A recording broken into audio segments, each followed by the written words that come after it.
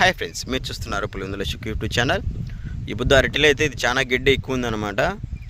ఇది ఇట్లా గడ్డి ఎక్కువ ఉన్నప్పుడు ఏంటంటే చాలామంది పల్టర్ అయితే కొడతారు. పల్టర్ అయితే కొట్టచ్చు, అది మెత్తన భూమి.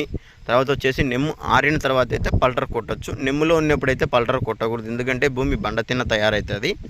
మంది వచ్చేసి ఇది ఫుల్ గరుగు భూమి అనమాట. చూస్తున్నారు కదా, రాళ్ళు కూడా గుట్టలు ఉన్నాయి. ఇది దీని తగ్గున పెద్ద బండి ఉందన్నమాట. దానికోసం రాళ్ళు అనేది పక్కకు ఎక్కువ దూరం మైకోకుండా అన్ని ఇక్కడనే వేసినాం అనమాట.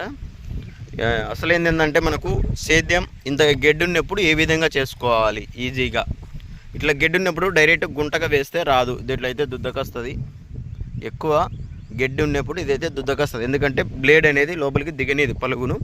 అట్లాంటప్పుడు దీనికి ఇట్లా గొర్రు ఫస్ట్ గుంటగా లేకోకుండా పలుగు తీసేసి, ఇప్పుడు మనకు ముందర 3 చెక్కలు, వెనకాల 2 చెక్కలు, వెనకాల 2 చెక్కలకు వచ్చేసి పలుగు వస్తుంది. ముందర 3 చెక్కలకు